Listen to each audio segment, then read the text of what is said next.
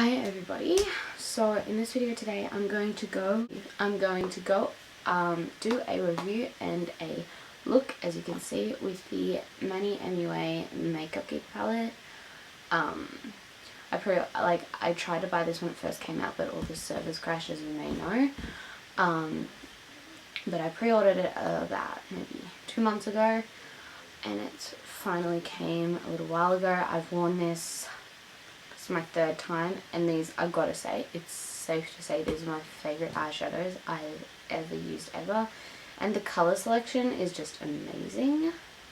I'm going to do the look first and then the review, so if you want to see how to get this look and what I think of these eyeshadows individually, each one of them, keep watching. So I'm just starting off with the Stila Eyes of the Window to the Soul, just to create a really smooth uniform color base with the lightest eyeshadow, and just putting that all over the eyelid. Then I'm going to take the shade Beaches and Cream from the Manny Mua Makeup Geek Palette and putting that just in the crease area. I just used the lighter shade first just so I had a nice base to work with. And then I'm going to be taking Sora and Frappe and mainly focusing that in the crease area, but it's kind of like a sloppy blend because it's a smoky eye, so it doesn't really matter at this point where you blend it. Just make sure it's definitely in the crease.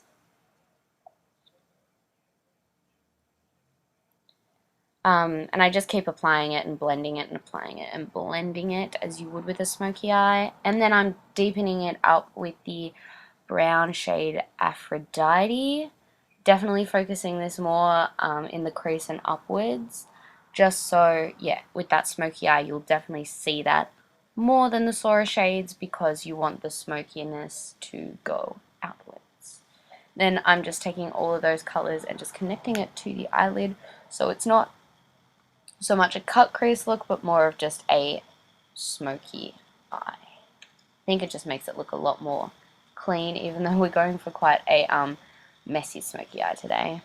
Now I'm just going to take a wash of that red Mars color and just putting that all over what I've just done. I don't want it to be too red, but I still want that red to be present, so I'm just putting a wash of that. Looks a bit weird now, but when you keep going and put the lid color on, you will be right. Now I'm just taking a flat shader brush and taking the blue iridescent Insomnia color. Looks blue on the pan, but you'll see when I put it on the eyes, it has red reflex in it. I'm just kind of sweeping and patting that just so it kind of blends as well as packs the color on. And then I'm going to be taking the shade Insomnia, Frappe, and Sora and just blending, blending, blending. That's the real key to this look. Applying, blending, and just, that's the real key to a smoky eye, and especially this look. And then I'm going to be taking the two metallic-y shades, Artemis and Luna, and putting that on my eyelid, just so that it has a bit more of a pop to the Insomnia color. It's not too much more product, but I just want that little pop. Then I'm taking Aphrodite on a angled brow brush or liner brush and just lining my eyes and making a really soft wing, as you can see. Just blending that out. I just want a bit more sort of definition, more of a wing, more of a sharp, don't mess with me look, you know. Then I'm taking a combination of Sora, Frappe, Aphrodite, a bit of Mars as well, and just smoking out my lower lash line. I think this really completes a smoky eye look because it makes the whole look more complete and less bare on the bottom lashes. I think it really helps, and especially making it a bit more like grungy and messy. I'm just going to finish off by doing mascara. I'm taking the Benefit They're Real because I've started loving this again. So I'm going in with the Revlon Ultra HD Matte Lip Color in Seduction. And then I'm going to just mix a bit of Dolce K on top of it because that makes my lips look extra dark. I'm just going to leave my hair like this because... But yeah, I hope you enjoyed this little tutorial, and I'm either going to go into the swatches and review now, or I'm going to have done it earlier.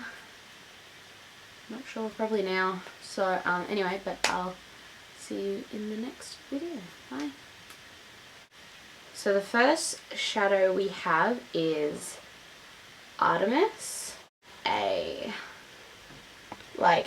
white gold with a bit of possibly even like yellow in it. It's quite a nice highlight color and it's very pigmented.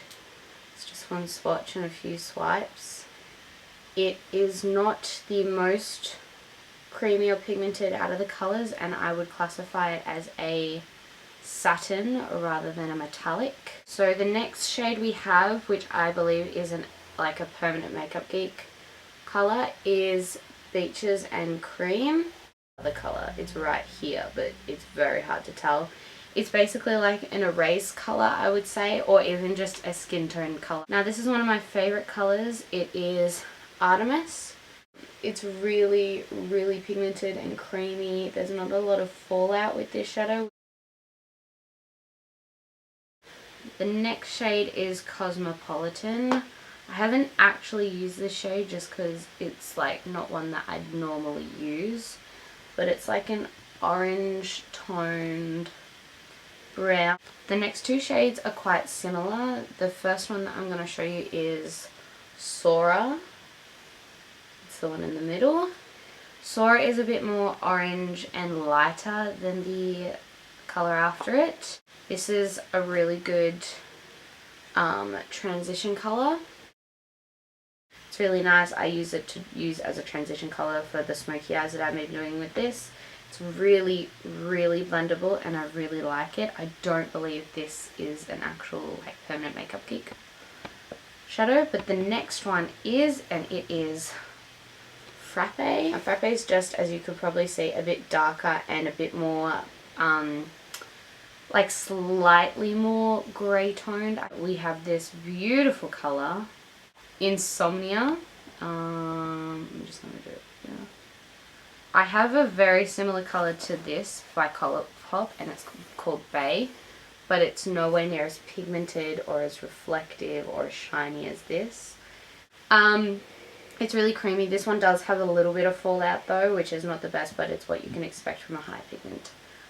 Second last, I have Mars, which is this red one, and it is super pigmented, but out of all of the colors, it's the chalkiest. Like on the fingers, it does not feel creamy or buttery. It feels exactly like chalk. It's this red shade here, which is not great, but honestly you can't tell when you put it on the eyes because it takes you like 5 seconds to get pigment. As long as you're not doing like a smoky eye with this, like as the base color, because if you did, it'd go quite chalky, and it does cause a lot of fallout because of that.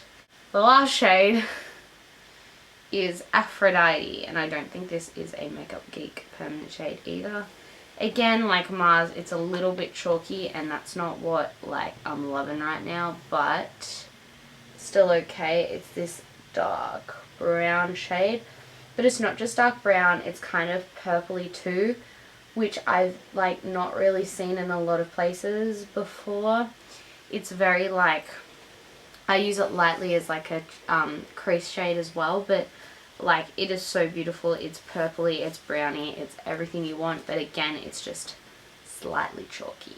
So overall I'm actually like in love with this palette. It's probably safe to say it's my new favorite palette, just because the colors that I would use the most are like the best shadows I've ever used. I use the most Beaches and Cream, Sora, Frappe. I think all the colors are so pigmented and so pretty.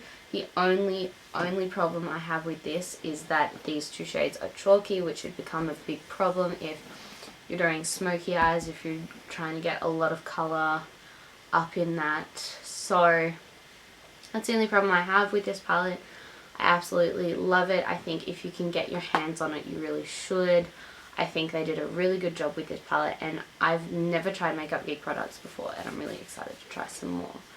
So thank you guys for sticking around to the end of my video, and I'll see you in the next one.